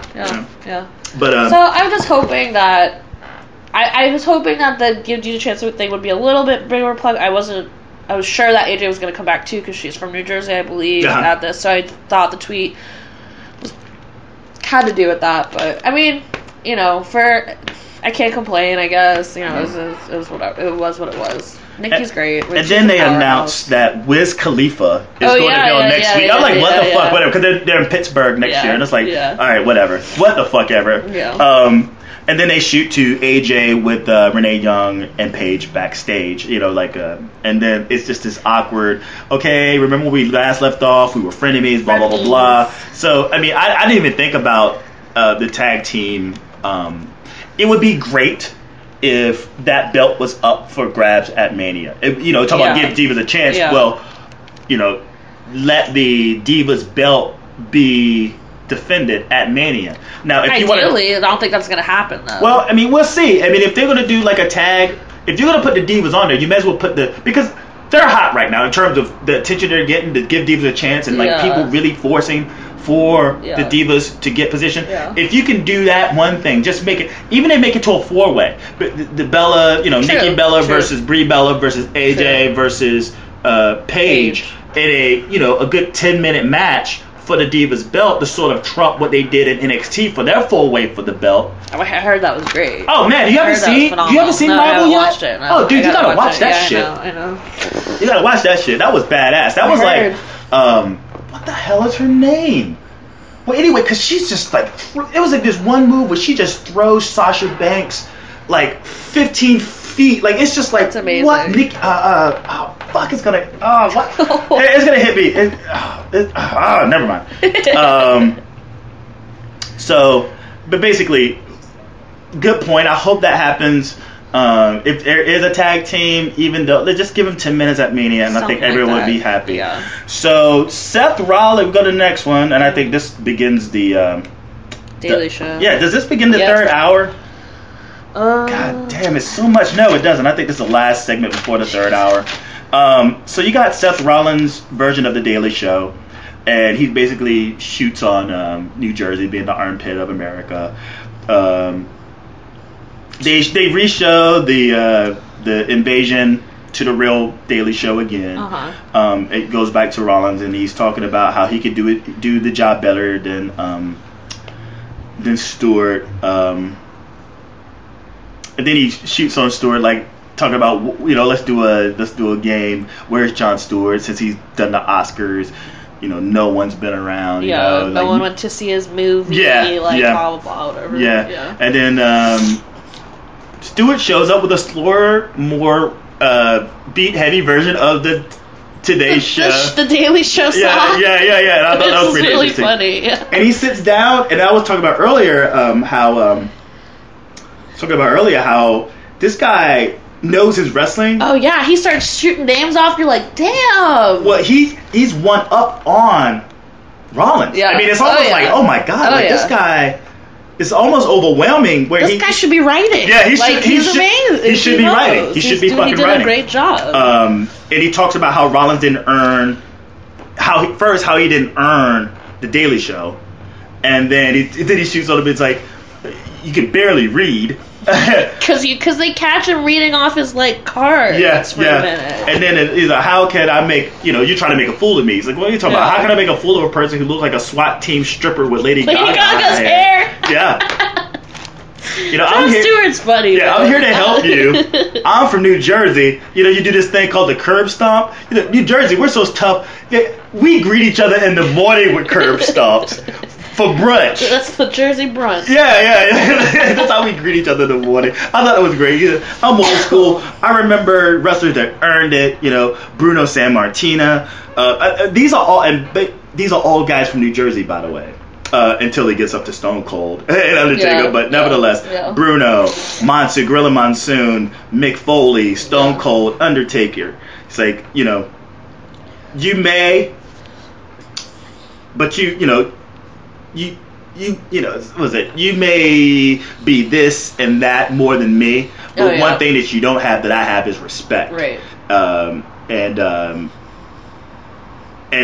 You think you're part of the authority, and this is turned into it'd be like me having a discussions with a wrestler breaking kayfabe. It's like, boom, he almost gets Rollins. It's almost like Rollins about to have a breakthrough because he's almost getting through with him, being they don't care about you, blah blah. You're like, oh shit. They don't care about you because if they cared about you, they had your back like, who's wrestling at the... You'd be the title shot. Yeah, who's getting the title shot? Yeah. Like, you know, like, you didn't earn that briefcase, and he talks about, you know who deserves that briefcase. If Kane, and it's like, whoa!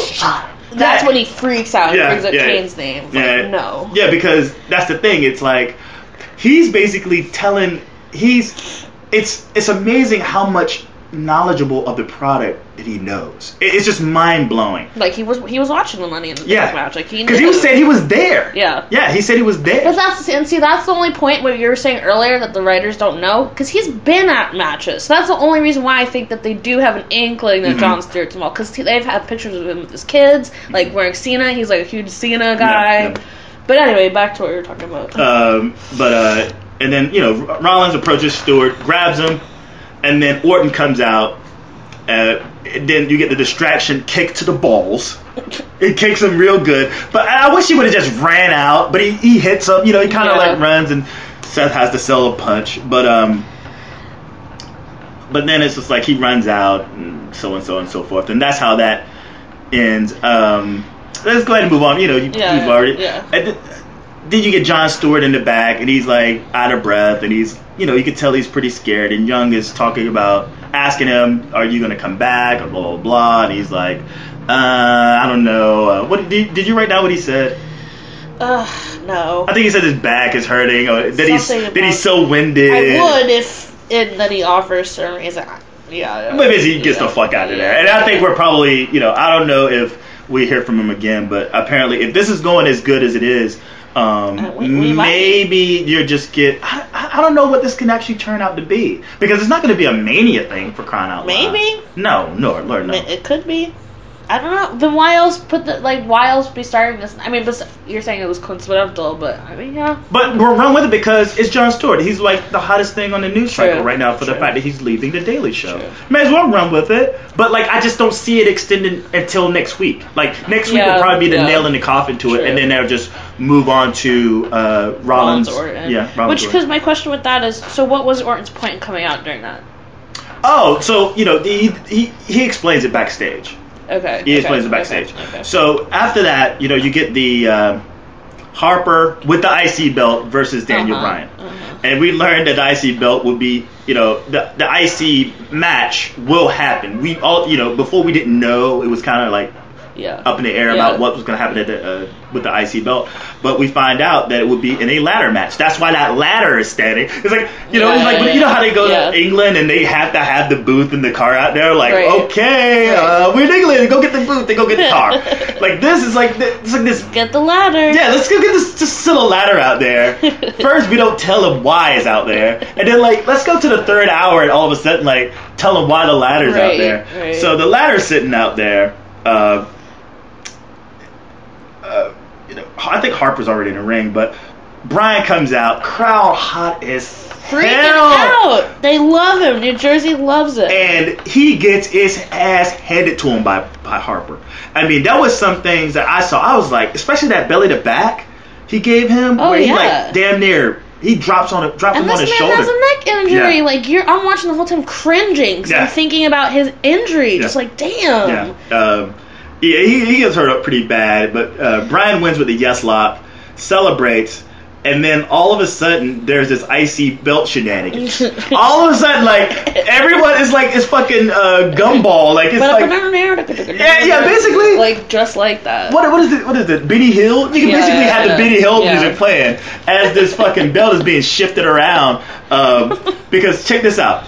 So Bad News Barrett gets his belt back from Harper while he's in the match. Ambrose gets it back from Bad News Barrett, Wade Barrett. Truth gets it from Ambrose.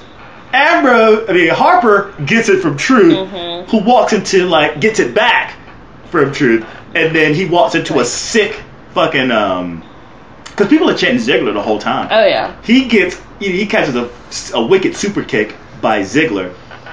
Then Ziggler climbs the ladder with the belt, and he's staring at Bryan. And Bryan is looking at the WrestleMania sign. He proceeds with his yes chant. This is too much going on at once. Yeah, there's a lot going on. And I'm just like, okay, I guess what you see right here is going to be the ladder match at WrestleMania. Yeah. Now, does it start off Mania? And then also the discussion of Bryan having to step down from his main event and move on. It's a bummer to me. Heavyweight champion to now being thrown into a bunch of mid-card hacks, quote unquote, in a ladder match for the Intercontinental It's disappointing. Belt. It's disappointing to the fans too, I think. I don't know what WWE is doing with this. I thought that he would face Sheamus. Apparently, at Mania? Yeah. My whole thing, because I thought he was going to come in and interfere with the main event for Fastlane. Yeah. True. One will see what happens. I mean, it's just, throw in the Benny Hill music, please. It's funny you brought that up. I didn't even think about that. I kept thinking that the whole time. I was like, oh my god. Alundra Blaze. Medusa. She gets into the Hall of Fame. Your thoughts? I mean, I don't know if they had been planning to do it before or if it was part of the Divas. I don't know. A chance. I was watching. I remember when, Medusa reappeared. Yeah. I remember being as a kid. Well, she came in a teenager. They put her in a very bad light when she came back, so that's why it's surprising too. Eric Bischoff, like an asshole. Yeah, well, he's an asshole. Convinced her to basically trash the belt. Like, it wasn't something that she wanted to do. Yeah. I think it was one of those things where she was convinced. Yeah. And it took some convincing, and then she finally went along with it. That's a big move. And I remember seeing her do that. And being like, oh my god. Yeah, there's me too, man. no coming back from this. Because Alundra was mega star. Yeah. She was huge. She was huge. Yeah. And me being a WCW guy at the time, I still knew who Alundra Blaze was. I was just tuned over to see her matches and stuff. And when she dumped that title, I was like, that's it for her. And then, they start talking about Hall of Fame. I was like, even in conversations with other people, I was like, well, I know one person, Bruno's in, and Macho Man's in. I was like, I know one person's not going to get in. Yeah. Alundra Blaze. Yeah. For that belt. And they even alluded to it in the Hall of Fame package. Yeah. And I was like, dude, they went there. Yeah. But apparently all's forgiven. And I think it's just a ploy to, satiate people about the Divas thing, honestly. You think so? A little bit, yeah. I do, because it's so out of nowhere. Like, it was. You never think she's gonna do it, and it's like this episode in particular, where we have Stephanie Age on Twitter, we have to give Divas a chance, we have all that going on. I thought it had to do with that, but I don't know. I could be wrong. Well, they had to induct a diva at some point. Yeah, but it's an interesting choice to make. But who else would they have put in? I mean, they talk about Elizabeth. They talk about Elizabeth, but you can't put. You can't put a bunch of dead people in, right? Yeah, that's just a bummer. Yeah. And then to group, maybe she'll get her shine tomorrow, but what other divas could you have thrown in? Yeah, good point. Because they're all in there. I think Trish is in. Lita. Yeah. Chyna's in there? No. You can do Chyna. Oh, no. You can do Chyna. Chyna is not... Well, it's Triple H. Apparently, well, you didn't see the Triple H Stone Cold interview. No. Okay. No. Stone Cold basically cornered, just like he cornered Vince into the whole Macho Man get into the Hall of Fame. Yeah. Well, she fucking deserves it. Are you kidding me? Hey, we're not gonna. She held the Intercontinental title. Oh my god. But that's when that's when the Intercontinental title went to shit, though. You also have to take that into consideration. But she was winning matches against dudes all the time. But the explanation was by Triple H. He threw her under the bus. Oh, he and he used. Did you not hear about? You never heard about this? The Triple H Stone Cold interview. No. Where he goes, is China going to make it to the Hall of Fame? It's like, nah, because I don't want the affiliation of China and my kids one day Googling China and finding out what she's doing today. And it's like, I don't even want to go too much into it, but it was this total ruse. But it boils down to Stephanie. That's what boils down to. Yeah, that makes sense. Stephanie's a jealous bitch who's won. Oh my god, get over it. Yeah, you're talking about WCW and how can we not get over shit? But this is all about Stephanie. True. I love Steph, but girl, get over it. She took Triple H from fucking China. Yeah. Right? Yeah. Why should she be insecure? You won, bitch. I know. You got his children. I know. Stuff is crazy. Well, anyway. Sorry. Yeah. But to answer your question, I would have put China in. But I think a lot of people would put China in. She's significant. She's as much a significant role in Triple H's career. Oh, yeah. I don't know if you ever listened to this podcast called The Solid Monster Sounds Off, but he goes into a whole thing about the significance of China to Triple H. Yeah. It's probably on TV tracks on YouTube. Yeah. Listen to it. I'll go look at that. Yeah. Moving forward. Right. Yeah, we make a good time. Seth Rollins and Orton backstage is like, well, why did Orton show up? It's like, what are you doing? You know, basically, how about a thank you for what I did? Right. I'm here to help you. If you would have laid one hand, I showed up to prevent you from laying a hand on Stewart, because you know who Stewart is. It would have killed your career. It would have killed your career. You would have been fired. You would have got a lawsuit. Like, I was here to help you, so I deserve a thank you, basically. And he goes, well, you're going out there with Reigns. I want to let you know that I'm here in your corner. You want me to be in your corner. Right. Then all of a sudden, the Big Show and Kane kind of lurks up behind, uncomfortably close. Yeah. These backstage segments, it's always funny how they're all always uncomfortably close to one another, like all up on each other. So and he goes, we got you back there. We got you for the match. And Noble basically bucks up to Randy Orton, and he's like, looks like we're not going to need everybody's help out there. Like this little dude, and he's like this country ass accent, and Orton's like, suit yourself, and he walks off. Yeah. Then we get to the Paul Heyman segment. So good. But I think what added to the fuel was how the mic kept shorting out. Oh yeah. Which I couldn't tell if that was real or fake at first. I thought it was going to set up to where maybe it was Reigns being all zany fucking with his mic. I was like, something like that would have sucked, but nevertheless, I think it was just faulty microphone, because he was probably talking so loud into it and maybe making it short out. Yeah. So he basically addresses all the Lesnar rumors without saying what it is. Yeah. Head on. Like, so it's true that he wanted to address Lesnar walking out, but he goes, and then also address how he showed up to the UFC event. That's what he wants to address. Okay. Right. But he goes, no, basically Lesnar does what he pleases. And then the mic goes out, and then he's like, the sound guy must be from New Jersey, and then basically talking to the fans about how you bought into the idea of Bryan and Reigns. And then the mic goes out again, and then he gets a mic from Lillian, and Lillian calls her out. Yeah, he goes, first time you did anything right. Dang. And then that's when the real fuel comes on, and Lesnar and Paul Heyman, and he starts getting more heated within the promo. He goes into like a believe that everything, this about Brock Lesnar, believe that.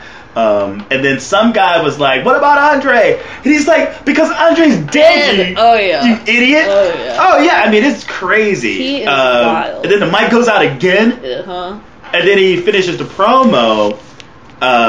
He finishes up the promo with believe that, but he's just really, really pissed off. He's basically talking about how basically Brock Lesnar is going to destroy Roman Reigns. Yeah. Like, whatever, dude, he's going to get his ass whooped, because that's what Lesnar does. Right.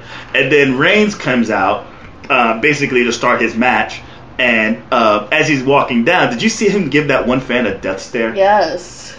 What was that? I think because he probably patted him on the back, maybe just a little too hard. Or he probably said something to him, like, you suck, like someone trolling him. He looks back at dude like, all right, motherfucker. I'm sorry, though. If you're really about to become, like, the face, the forerunner, like, you can't be doing stuff like that, dude. You can't show him your teeth. You can't. Yeah, you can't show him that you're weak. And this is one of the discussions I plan to talk Friday with Nathan, what up, Nate, for Peter Talks Wrestling with. I hope him put in this position that he's able to maintain a sense of he can hold his shit together. Cena is incredible with it. Oh yeah. I mean, maybe later on, and in the face of everybody doing that, Cena is incredible. You know, like maybe years from now, he'll probably have a complex going on where, you know, you just hate it so much. You know, like you balance it between being hate and being loved. Yeah. And he's able to take it on. Yeah. I don't know if I hope that Reigns can be able to balance that out and hold his composure.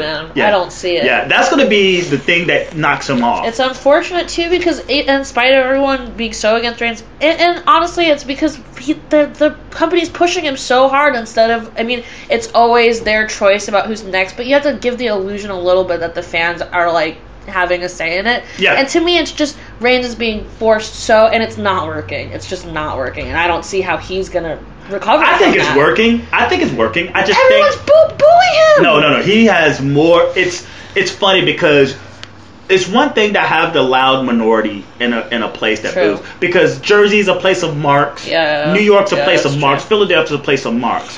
When they were down in Nashville, he actually got a good pop. Really? Yeah. Like last week, you know. It just seems more. When you got a bunch of marks in a certain city, it's just more apparent that's not working. But there's a lot of people that is on Reigns' side, and they, you know, he comes out. I'm not against him necessarily, but it's to me right now too. I just feel like the fans are still so fixated on Bryan, and it's just an awkward like. To me, I want to see, honestly, the match I want to see at Mania is not Reigns versus Lesnar. I want to see Bryan versus Lesnar. Yeah, but you're not. I was bought into it too. I was like, man, that's perfect storyline. Blah blah blah blah blah. David Goliath thing. You got the redemption thing from the injury, and then the fact that he never lost the title. Like, there's so many stories that go in, but like. They're giving Reigns a chance, and at the same time, you're not going to trust this guy who could possibly be hurt again. That's true. You know what I'm saying? That's true. Let's put our money on like someone who's healthy. Yeah. And who's young and beautiful. It'll still be a great match too. Yeah, I'm pretty sure it will be. I mean, two powerhouses too. I mean, yeah. But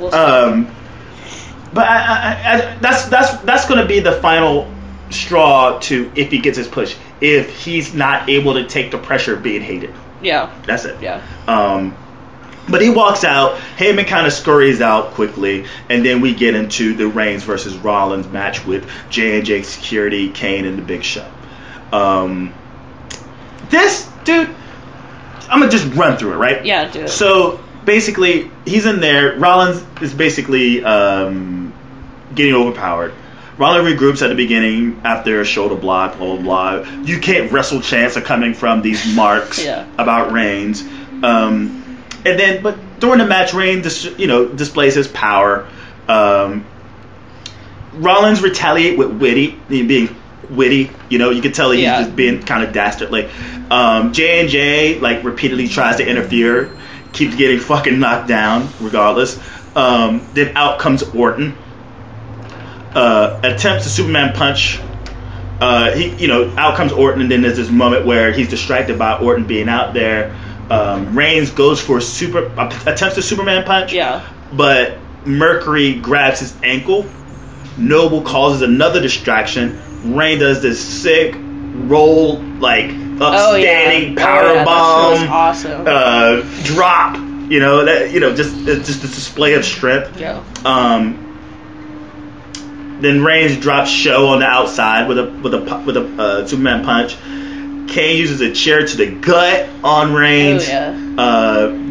What is it? And then when he gets back in, you think he's about to get hit with a curve stomp, but he reverses the curve stomp into a Superman punch, and Orton creates the distraction for the roll-up. I think he hits him on the elbow, hits him on the ankle or something. Yeah. He gets a distraction roll-up. We get our one distraction roll-up for the week. Yay! Distraction roll-up. Rollins wins. And then Reigns fuck everyone up afterwards. That's the point that I was like, yes. Yeah. The rest of the match was he won everyone over after that. Amazing. He was just fucking everyone up. That was amazing. Off the top rope, knocks all of them. Rollins is coming off the top rope. And he just meets his ass with a spear Oh, that's after he, because he first jumps onto all of them. Then they get... Yeah, he doesn't dive. Yeah, he doesn't dive out the ring. He dives onto all of them. Then, when Rollins tries to jump off the turnbuckle, that shit, the impact of that shit, oh my God. Yeah, he hemmed him up. Oh my God. He hemmed him up. Amazing. He fucks everyone so up. Good. And it's like... you can see that the people in the stands were reluctant. They're like, "Holy shit, this is actually kind of awesome!" He stands tall, like, "Fuck this guy!" But god damn it, that was kind of awesome. It was awesome. That's what's been happening for the last couple of weeks with Reigns, man. Like, he had just had these spurts where shit awesome happens. Like, this week was him basically turning into Super Saiyan fucking Reigns. Yeah. The week before was the brawl with the week before was like him basically cleaning house with Brian. Yeah. And then the week before that was the brawl with Brian. Yeah. Then the week before that was like he fucking just like super spears Big Show into the stratosphere. Yeah. He like launches from like 50 yards and just destroys Big Show. Yeah. So he has his moments of flash. Definitely. He's pedigree, you know? Yeah. And I think over time he will get better. Do I agree with the fact that he's getting pushed this hard right now? I don't know. It's not for me to say. True. It's not my company. And at the same time, I don't know the network and the relationship that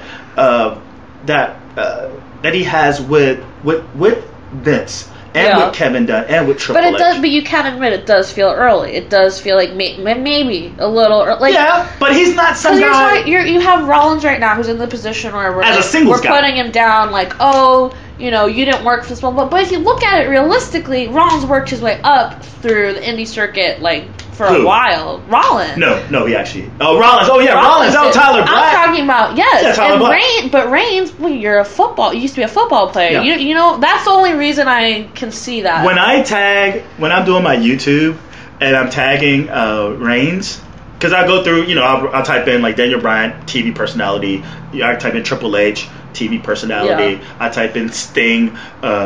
His name, Steve Borden, shows up.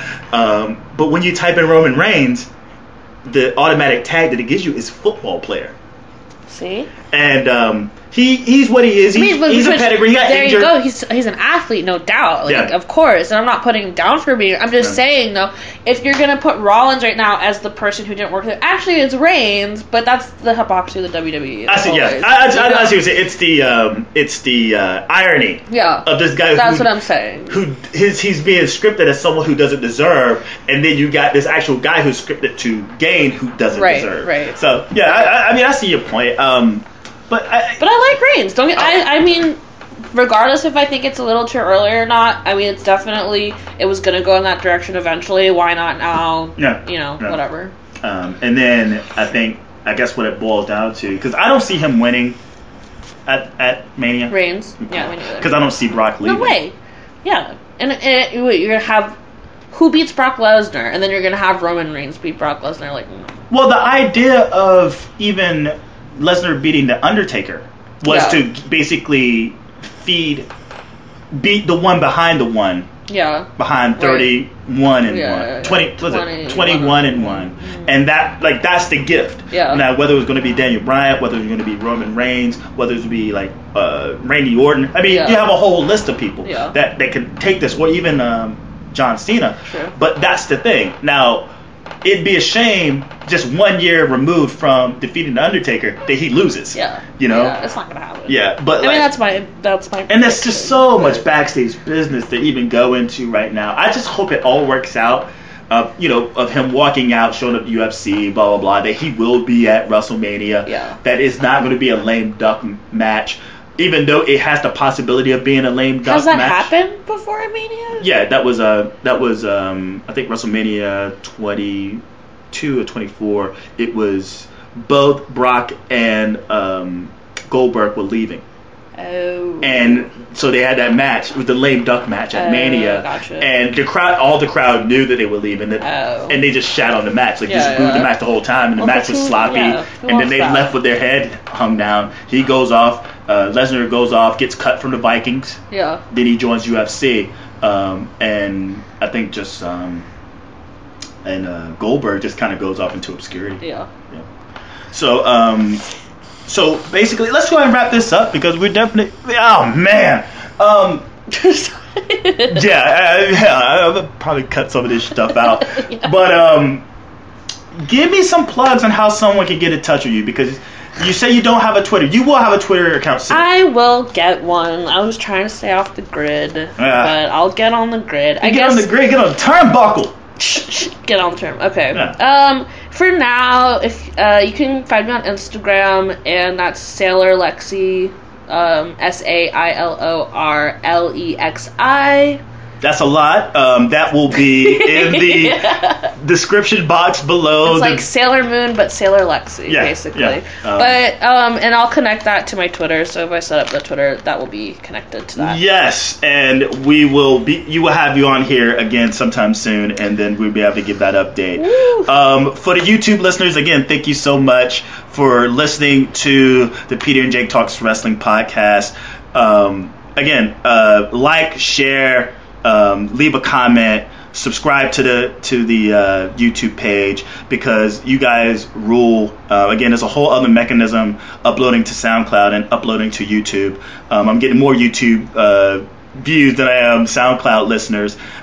So kudos to you guys, and thank you so much for your support. You can find all these at www.pjtwcentral.com.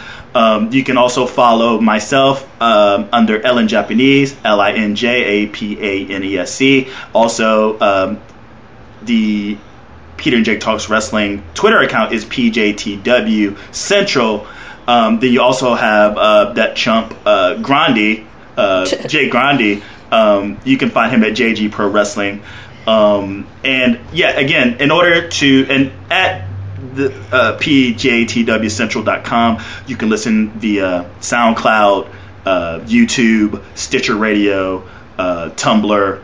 All the bases. Yeah, well, I mean, I don't have iTunes, because it's really tough, and then the way they do their thing is corporate it's sketchy. BS. It's sketchy. Whatever. Sorry, iTunes. You're good. And please do us a favor and share, like, subscribe, post this on our friends, because if you like what you hear and you come back every week, let people know that you do this, because this is how we spread the word. I want to be able to do more stuff. If you haven't heard it already, a week ago I did an interview with Slag Daddy of the Off the Rope Show and Slag Daddy TV. You can still listen to that. We still have last week's NXT, which is Faster Than the World podcast with Jake and the Amazing Fritz. And then you also have last week's Raw review with me and Jake. And yeah, again, thank you so much for the support. And hopefully you can catch us next week. What's going on this week?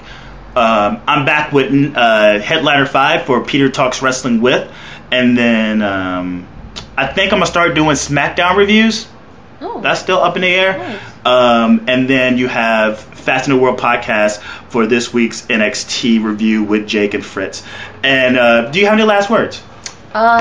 Thanks for having me. Yeah, I'm very green at talking about wrestling. This is my first time, really. Yeah, you did pretty well. We gotta have you come back for the WrestleMania. Yes, let's all get together for WrestleMania. That would be real. Oh, the prediction podcast. Predictions. Yes, fun. Yeah. I love doing predictions. Yeah, we do that, and and welcome to the. I really appreciate it. It was super fun. PJTW Central.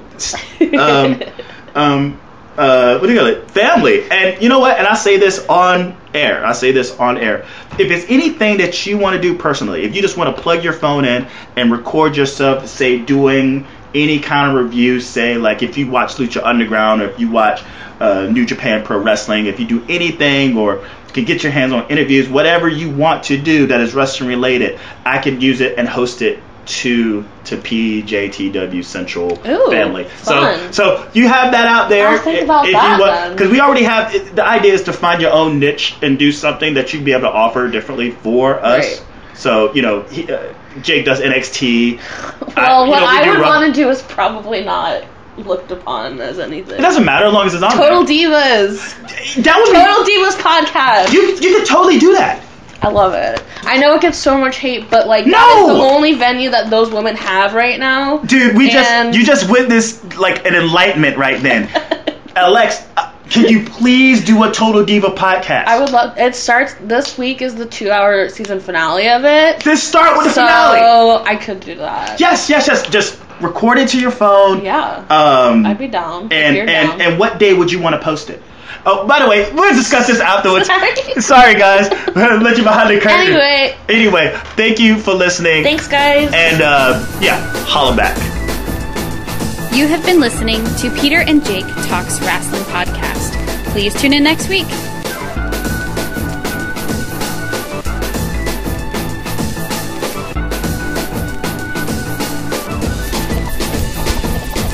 Come on, y'all, get live, get down. Like, come on, y'all, get live, get down. I said, come on, y'all, get live, get down. I said, come on, y'all, get live, get down.